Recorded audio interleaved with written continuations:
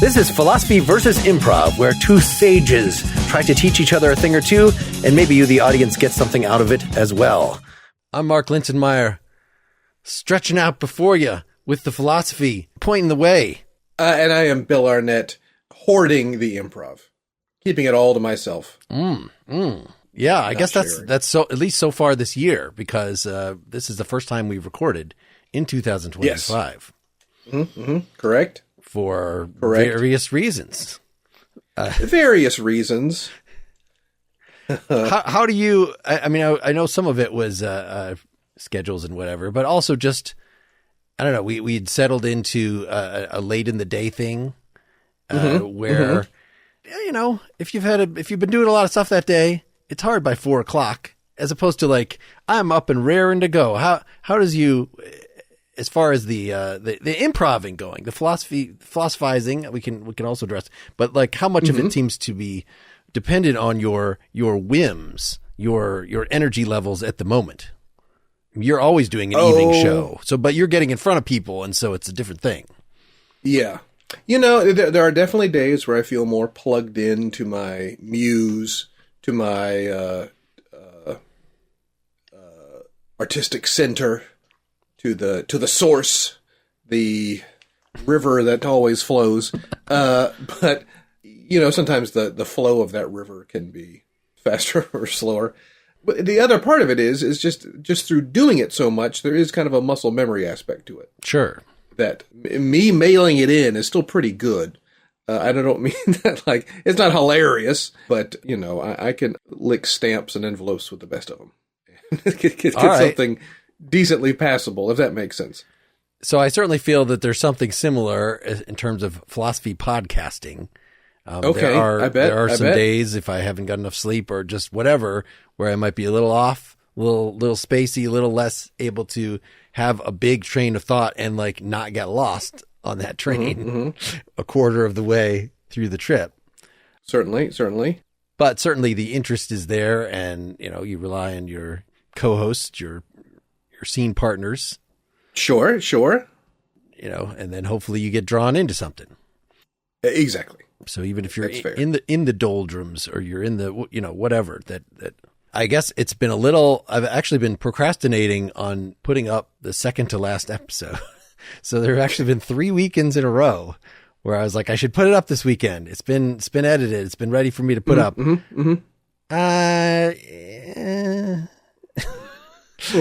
then the weekend had passed. And I know what you mean. Yeah. I know what you mean. But this is not normal for me and part of it, maybe I'm not 100% confident about that episode, but every time I feel that about one of our episodes, once I actually sit through it and do my editing pass, it's probably fine. Yeah, no, it's funny how that works. And sometimes so much of it is your feeling about the show and how you felt during it. There's, especially with younger improv teams, you know, there's two things that are very common with younger improv teams. One is the quality of the show is directly proportional to how long the show was. And a long show is a better show, and a short show is a worse show. And it's that whole notion of when you can't get your hands on judging something good or bad, you overvalue the thing that you can measure. And you can measure time. It's a very measurable, objective thing. How long was the show? Well, that's the only objective thing that I can really feel confident about. So I'm going to ascribe a lot of importance to it. If that makes sense. Sure. How long was it? So great. Hey, everybody. What'd you think about the show? How long was it? 21 minutes. 25-minute show would have been a better show. And people can feel that. The other thing that they can feel really strongly is, did they feel they contributed? And if they feel they didn't contribute much or very well, then it was terrible. The whole thing was terrible. And I don't think they're bad people. I just think they're human, and it just takes time to recognize that. So the link thing, at the very least, is certainly relevant to the idea that I came in with here today, which is not a philosophy idea. I'm wondering about establishing a setting for a long-form improv. We've never tried to do that here. Maybe we've discussed it a little bit. We've had a couple gimmicks, like I don't know, we're on a Star Wars podcast together or something like that. We could go back. We could be those characters again. We could do that. But sure. So I have had an idea. Actually, I had written it up as the first episode as a narrative podcast. I was going to do a play. Sure. But that's not going to happen. I don't see the audience for it. It's too much of a pain to get all the people together. The editing would be, it would make no profit, and it would require a lot of my time. And frankly, when I showed the script to a bunch of people and thought like, hey, this is a formula that I could like churn out. Yeah. I didn't get that much enthusiasm. They thought it was maybe a little depressing, so I'd pitch this as let's do a scene here as if it is the pilot or a prototype episode of a new long form improv podcast. Sure. If we love it, maybe this becomes that eventually, because I think we could do a lot of the same stuff we do in this show, but as characters. I understand. And we'd even had it on the board from the first time we had a guest on. Hey, do you want to come on as a character? And nobody ever has taken us up on that. So we just even stopped asking them. And certainly having somebody come and talk about their book, we're not going to make them. Well, we tried getting an author to talk in the character of his book. And he did not do that. Or no, you were the book. You were the book, and he got to talk to you as the book. That's right. One of the highlights of the show, undoubtedly. Yeah, highlight a light. I don't know, high or low. I don't know, but it was a light for sure. So I thought, let me pitch this to you, and then we can decide. If we want to do a short scene, if we want to do a long scene, maybe you. Sure. For the second half of the show, you come up with one. We do a different something. Anyway, I'm not sure where this show is going to go. I'm sure there will be philosophy involved at some point. But I've kind of came in here with this idea of like, if you were starting an improv podcast, what would you do? How would you? So the idea, and people who are watching the video will see this background that I have downloaded of a long and lonely road in the, this is not actually what I'm picturing, but the name of the show would be called Empty Street. And the point is, it's sort of two things. There's like, on Sesame Street, they'll just be like, hey, what, you just run into somebody. What's your deal? And they're having some stupid problem that they can, solve by counting, or they're having an emotional issue or something that they have to talk through. A second thing is sort of in the same thing in Peanuts. You got the two guys sitting on the wall and they're musing about stuff, or they again stumble along one of their friends, Pigpen, and he's dealing with his existence as a dirty person. Or whatever. Yeah. And then, this even just got me thinking about Socratic dialogues, which are basically the same thing. I was just wondering about justice. What do you think about justice? And then so this would be kind of a thing where, yes, so it's a real place, it's a town. We would want to do some world building eventually. And I guess, the first steps you make in that, this is why I'm saying this could be just a prototype, even if this became an eventual show. I'm not saying that this is canon, what we're about to do here. But, we just kind of identify ourselves and our situation and build the world around that. And then if we loved it, we could have guests be people that we stumble upon. Maybe they come back. Maybe we have 5 people in an episode. Maybe, how does that sound as sort of as a canvas? As kind of a framing device. Is there anything special or particular about this road or this town? About Empty Road or Empty Town? Is it in a particular region of the country? I had kind of pictured it being, like in Peanuts cartoons where there's a literal empty space where, so you can refer to there's stuff in the wider world, but I don't know. I don't know exactly what the rules are, but there's a lot less people around than you would expect. Thus the name, because in real situations, okay, we're in a public place and there are people mingling all around, and that's just not the way it works in those kind of in the properties that I referred to. Yes. So we're not in an office environment. Let's put it that way. We're not. You can't do your. We're on break. Oh. Do we have Meetings. jobs? I suppose we have jobs, but yes. who knows? Who do those people like? It seems like they have very easily defined jobs, or else. Yes. But you don't make the show about Mr. Hooper or whatever. Like it's. I guess that's why in Peanuts they're children, or what why the even Big Bird or whatever. What does he do all day? He just is he's basically a child. Yeah. I mean, he's a bird child. I think you want to give the listener the ability to paint a picture in their head of what they're seeing and what's going on. And I think emptiness is not unpaintable, but there needs to be, I think, a piece of not emptiness within the emptiness, if that makes sense. Sure. The wide vistas of John Ford are juxtaposed with the little houses and cabins and the people, in those vast empty areas.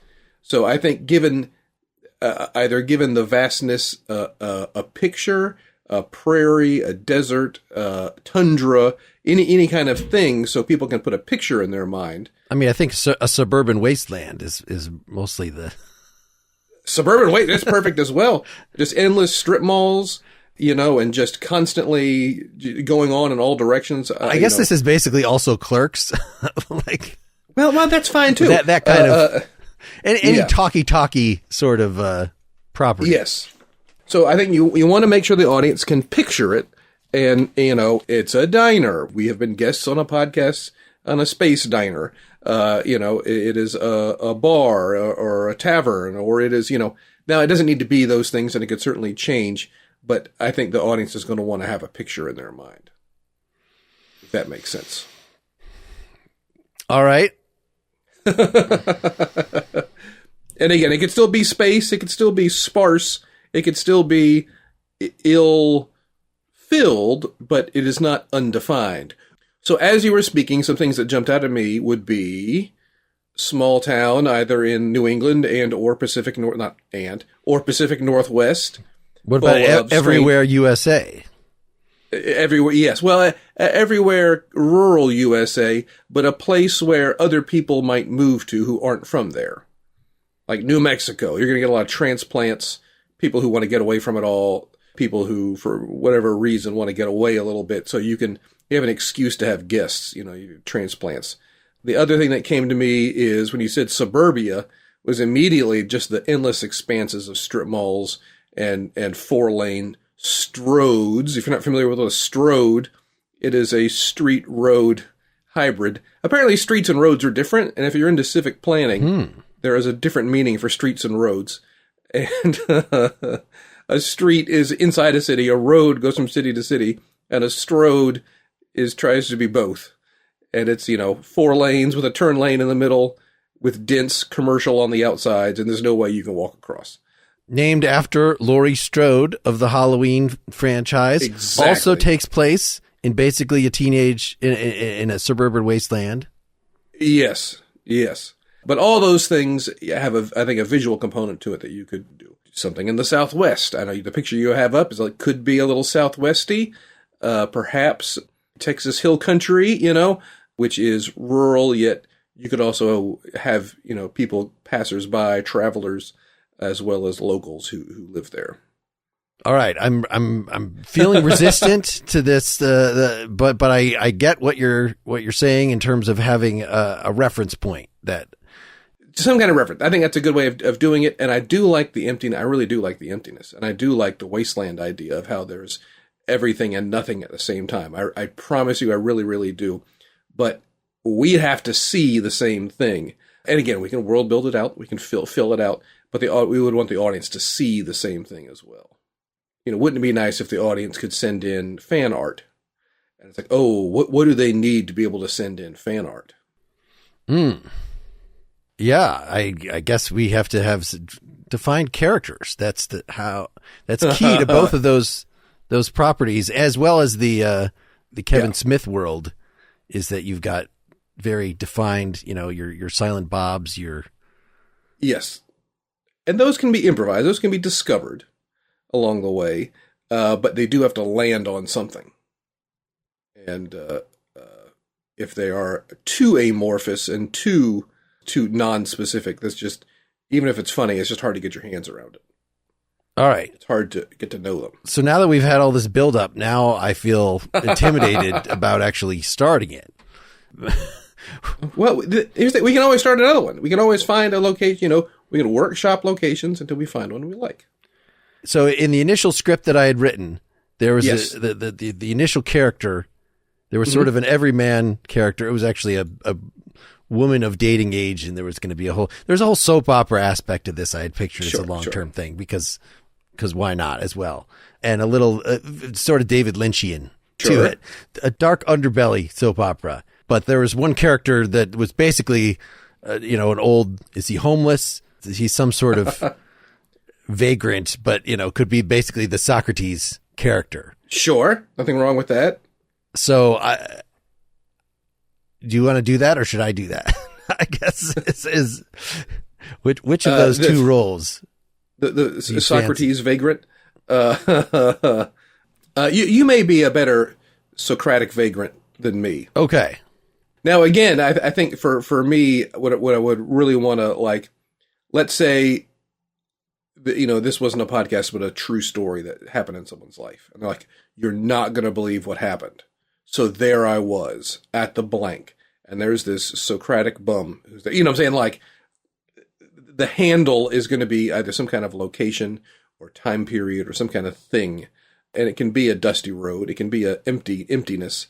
And I don't want to necessarily say it always has to be a convenience store or a diner or a general store. But that kind of stuff, I think, would go a zillion miles to defining things. What do you have in mind? What are we thinking? Yeah, it seems like people don't encounter each other in public in just I guess if they're neighbors, then somebody can be on their lawn doing their thing and you can just pass them and that's a thing. Otherwise, yes, that's the problem with our society today is we don't have, you don't go outside and just talk to random people. Maybe you do. Well, okay, I have an idea for a location. All right. Do you want to just spool us into it?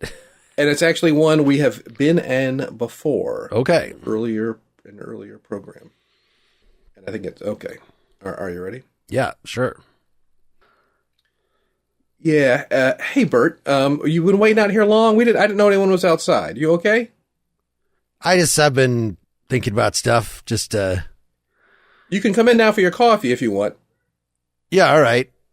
Yeah, I appreciate it. Yeah, thank you. Sure, no worries. Yeah, sure. Come on in. The team that runs the subway is not here yet, but if you need anything from the Taco Bell, I can get it for you. No, the coffee's just great. I appreciate it. Okay. You can run over to the convenience store. They got like muffins and things there. The truck just showed up, so anything at the convenience store part, I mean, I could use some peanuts or something. Yeah. It's been a little while. I mean, I ate earlier, but you've already had breakfast? I mean, what was around? My fridge doesn't get filled very much at this point. It's 5:30 in the morning. I mean, I guess I couldn't really sleep. I just kind of, I don't know. It's not pleasant in my home at this point. Okay. So I just kind of like to get out and catch the sunrise. And sure. and I appreciate the beverages and this kind of stuff. Do you need gas? Do you need gas or no gas? Oh no, I don't actually drive anymore. Do you walk here? Do you walk here, Bert? Yeah. I mean, it's I've been walking out. I've been just with my thoughts for about the last. I don't know. I'm not so good about time, but definitely before the sun was up, I wanted to. Kind of get a jump on things, get out, see the world. Not many people walk between places by the interstate? At this point. No, especially by the interstate. Well, I mean, I don't walk across the interstate, but it's a whole new perspective on things when you see, walking by the Kmart there and seeing the big signs. Like, people just it's like they fly in on their little spaceship, their little car, and they park and they go straight into the station, and then they come out of the station and they don't see the distances between the vast open spaces. Well, they're usually in their cars, they're usually in a hurry, and they usually don't live here. So get off the highway, either drive to Kmart, BK, or they come in here for the Subway, Taco Bell, convenience store, gas mix. And, is your boss going to be mad about any of this? My boss doesn't even work here. My boss is like a regional. She drives around to the other stop and goes. So, I haven't seen her in a week. In fact, I do have some work I need to do. I do need to clock in a little bit here, Bert. So get you that coffee. Yeah, what you got going today? You doing some inventory? I got to do payroll today. You got to do payroll. How many people on the payroll? Well, it's confusing because the Subway, they kind of have their own employees, but they do report into me. I'm in charge of the Taco Bell, the gas station, and the convenience store. So I got to do payroll for all of them. All right. I'm sorry. I just, keep asking you the same questions. I know. No, it's fine. We've been doing this I've been coming by here with some regularity, I know, but I appreciate it. It's okay to knock. Would you usually at 5:30, the people that are here are either trying to stay awake or working in the back because we don't have many customers. And if you're just sitting out back or out front, just come on in. It should be unlocked, and you can just come in and sit. That's fine. Any truckers coming through? All night and day, mostly truckers and road trippers and a few salespeople, road warriors. You know how it is. Yeah, so, even more isolated. They got their own little box, and that's where they have to be all day. And it flies around the world. It just staying on the interstate. They don't see the little roads. They don't see all the. Well, it looks like everything else. Is this Stop and Shop any different than any other Stop and Shop or Stop and Go? I mean, every individual. You got your two tables on the left side of the store here, and it looks like they're the same. But you see, this one has initials carved into it. JK. Do you know who that is? No idea. I don't know who that is either, but somebody was there, and it's got, this one is wobbly. You should probably fix that.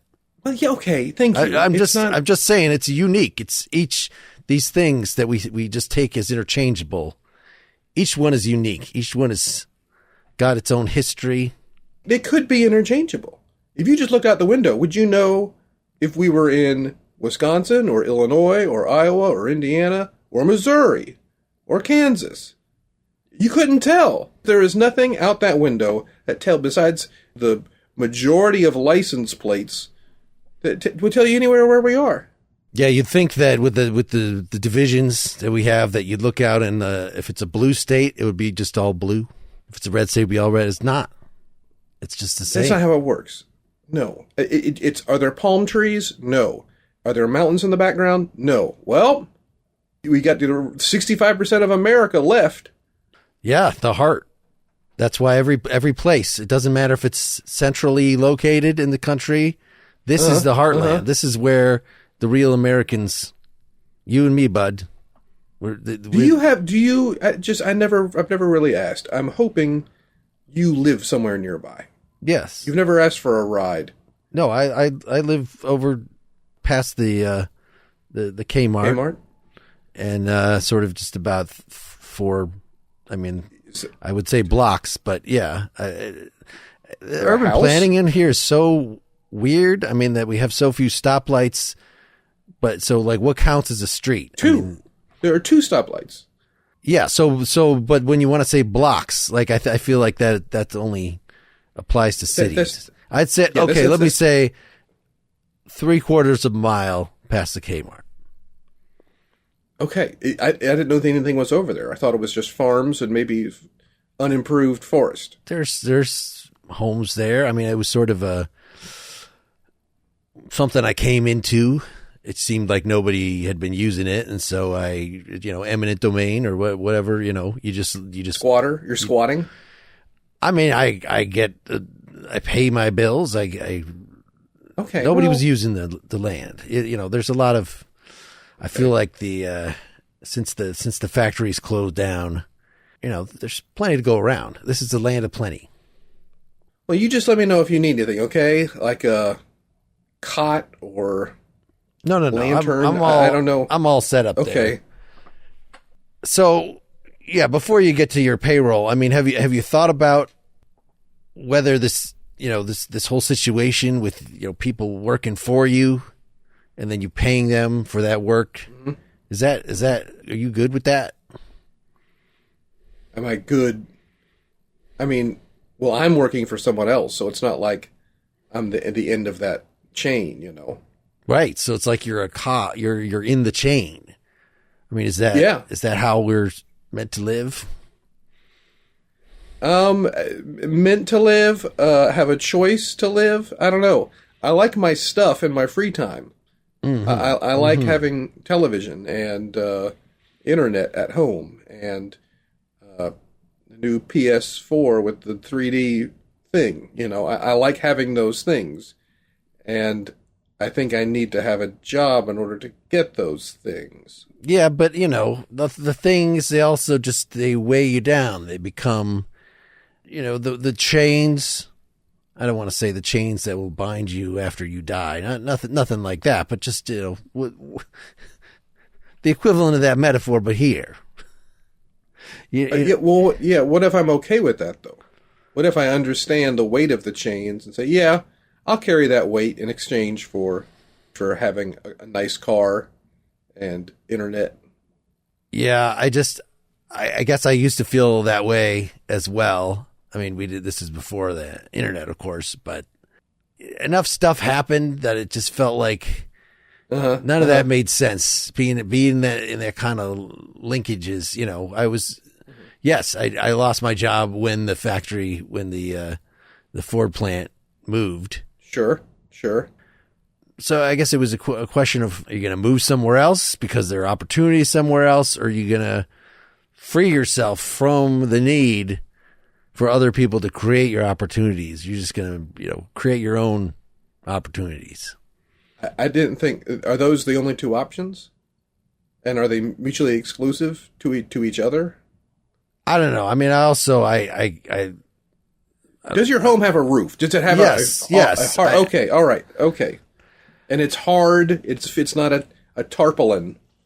Yeah. It just, after I lost Daisy, it just didn't feel right to just kind of slot into a new. Daisy was my cockatoo. She's 30 years old. They live a long time in captivity. Yeah. And they kept telling me, like, you should clip the wings because, for safety. Mm-hmm. And I didn't want to do that. I thought, birds should be able to fly, right? Why even have a bird if you're not going to let them fly? And well, I think I know where this is going. Yeah, you probably do know where this is going. And it was not pretty. And so after that, I gotta figure out a different way to be. And so, I feel like you gotta appreciate, you gotta get to know. What was your name again? I'm sorry. Glenn. It's on my uniform shirt. Glenn. I didn't know if that was your actual name or if that was like your professional name. Ooh.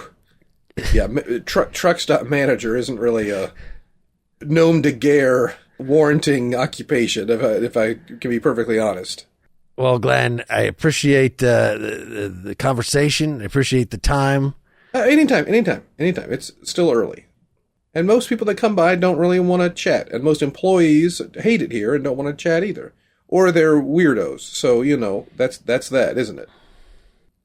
And so I think we can wrap that up. So we created something there.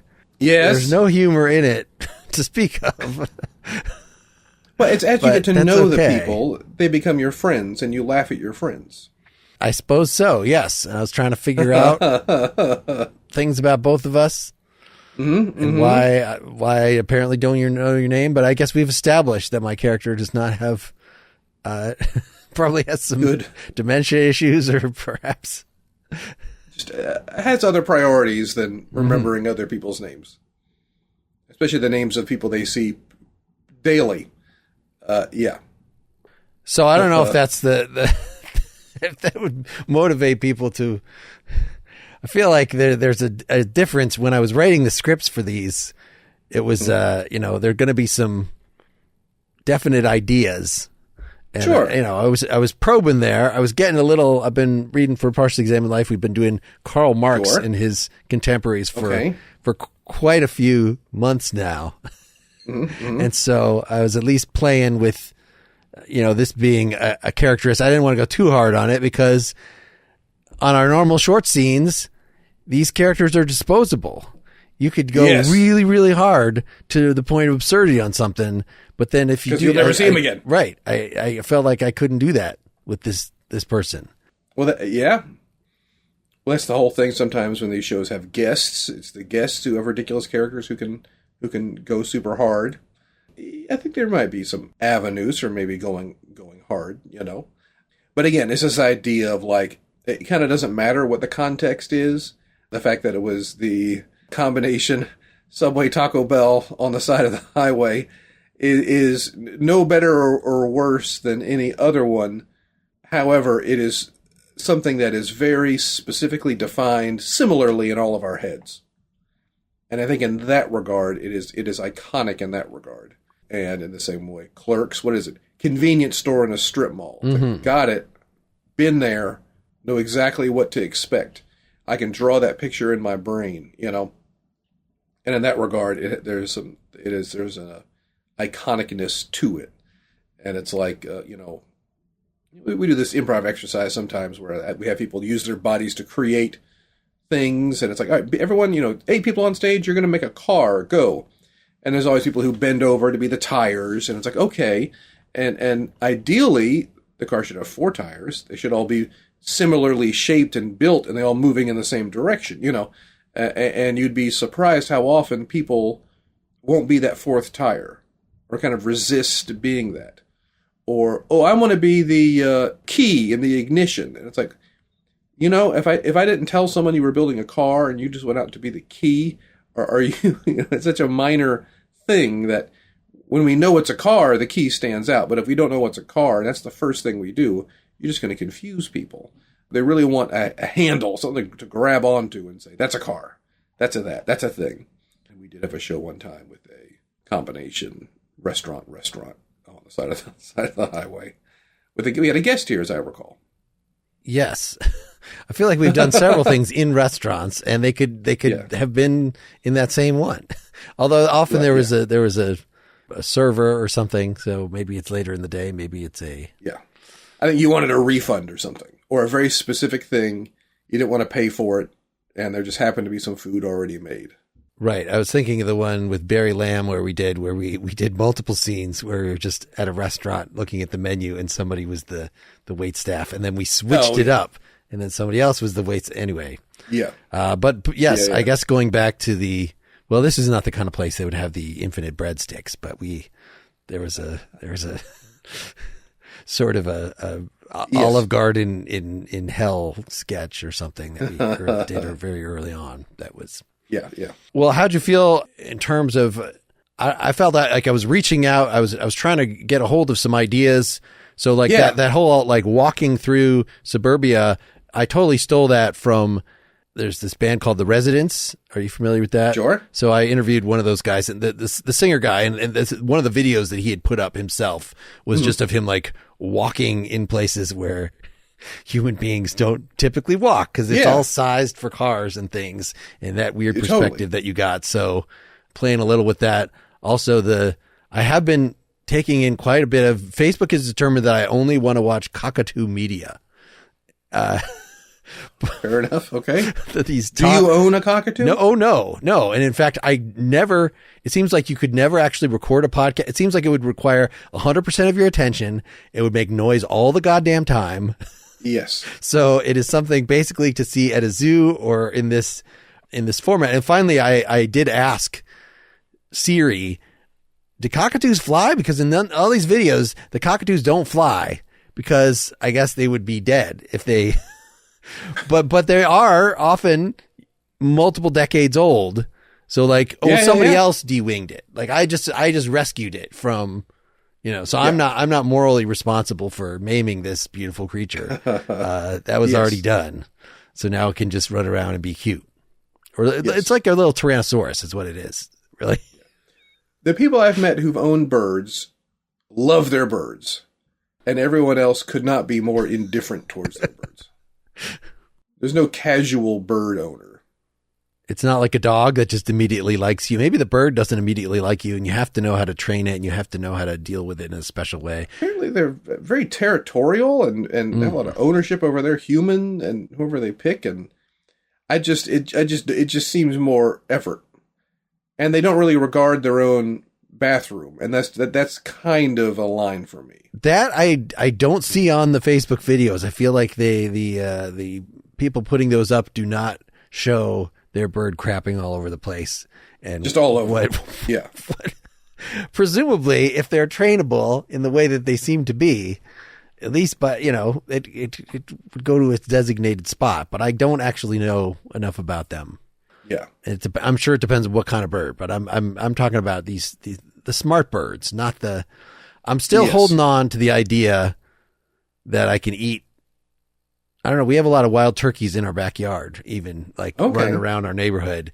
But I still feel like I can eat turkeys and chicken, and I don't feel bad about that because they are so dumb. But maybe that's just, that might be a flexible thing. One of the, in fact, philosophers that has been on our list, I might have waited so long that he's not interested anymore. But as somebody who wrote we've had multiple people who've written books about the philosophy of vegetarianism and whether. Sure.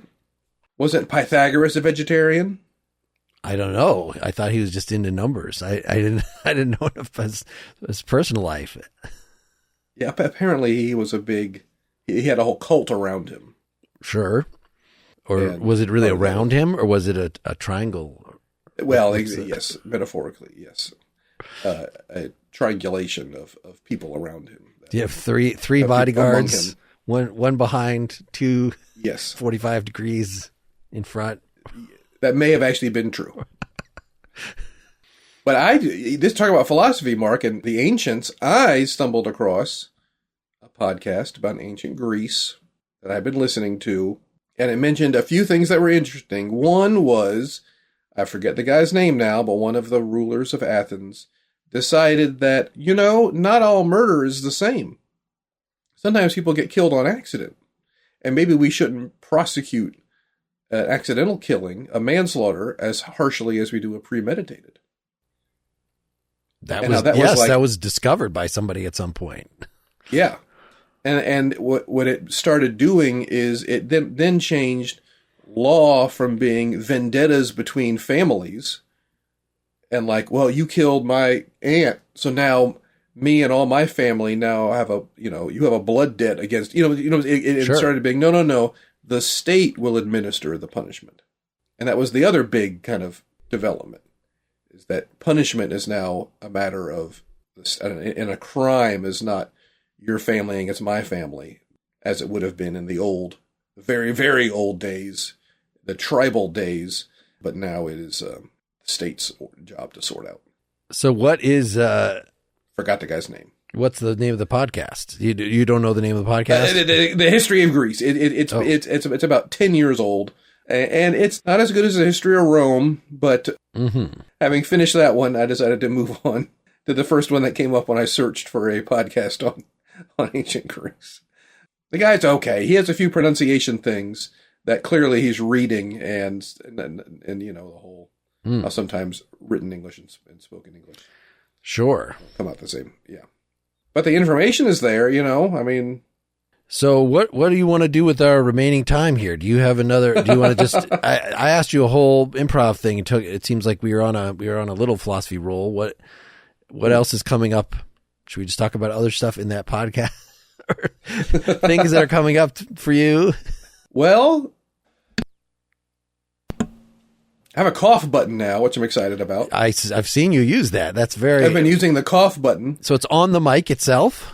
It is on the mic itself. I wish I don't have a cough pedal. I haven't gotten that far along yet. But a cough button is nice.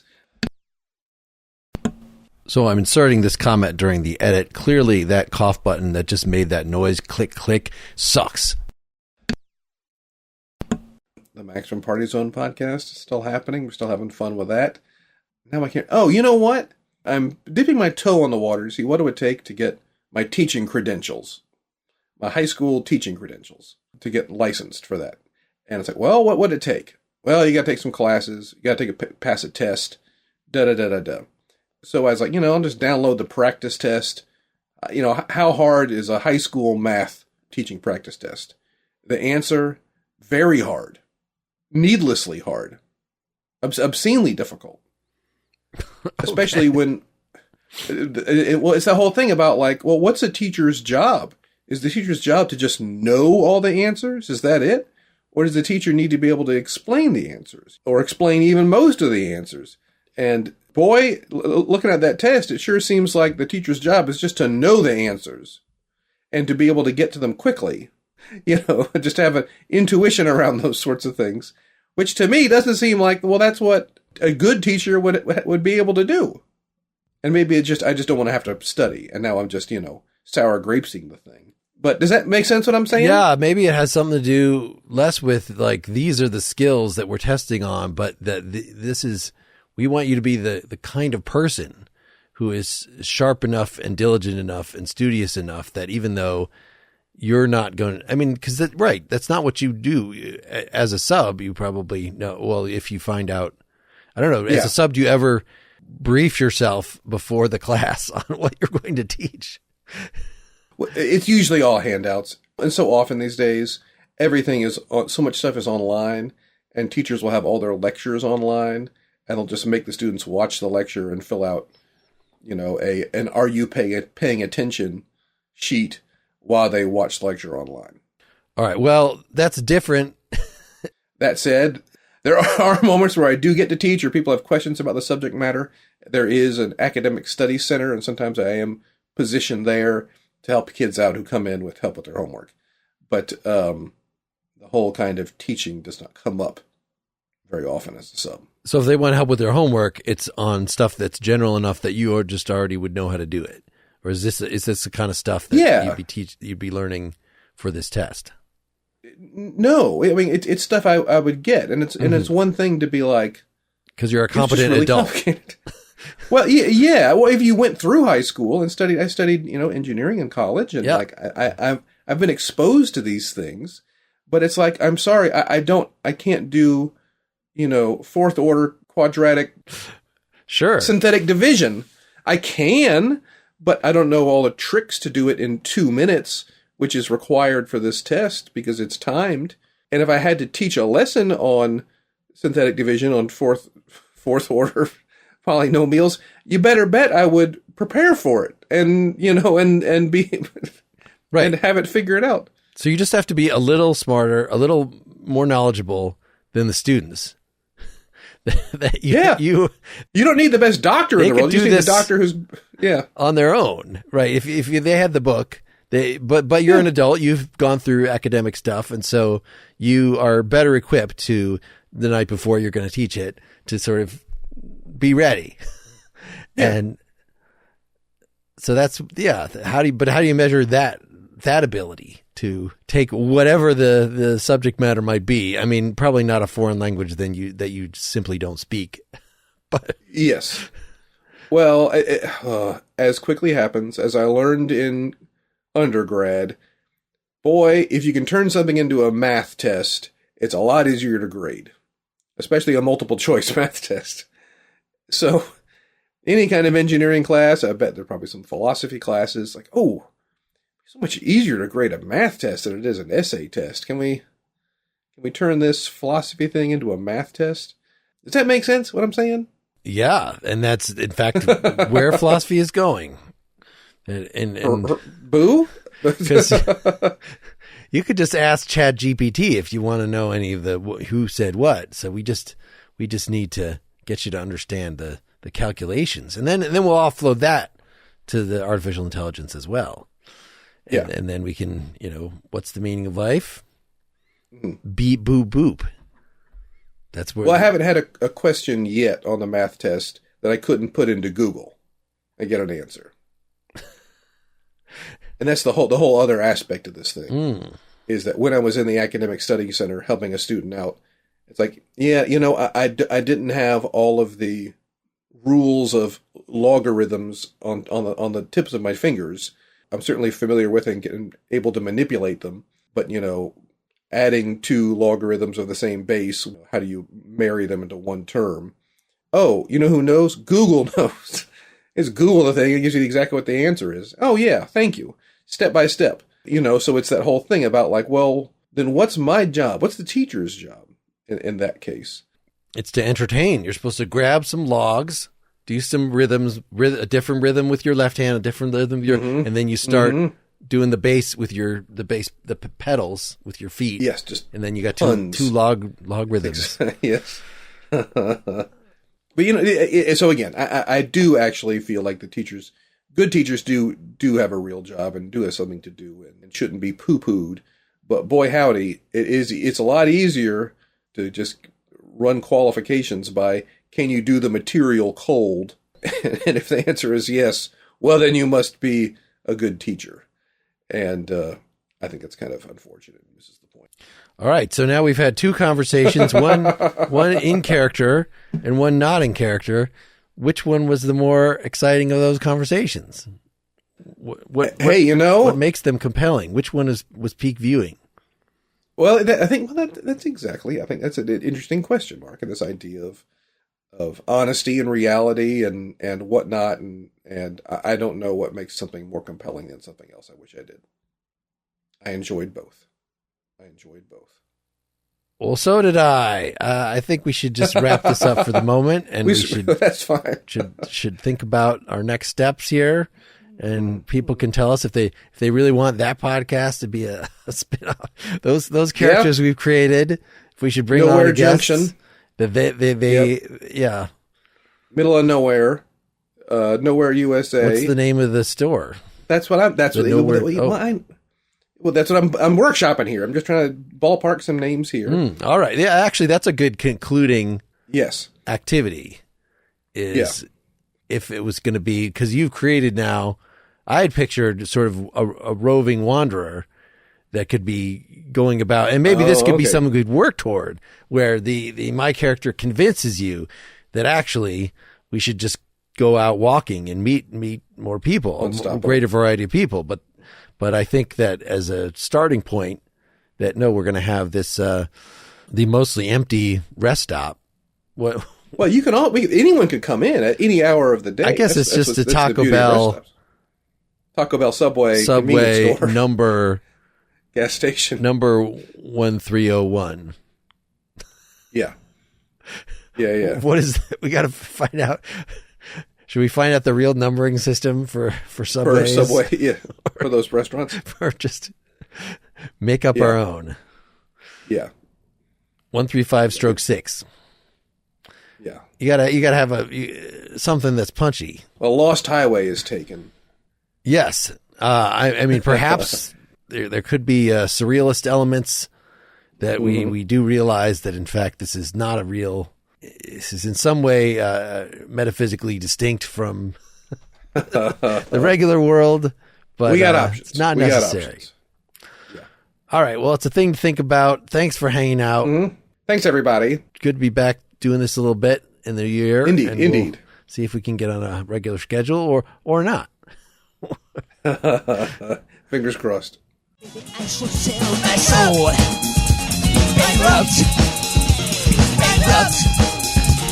Bankrupt.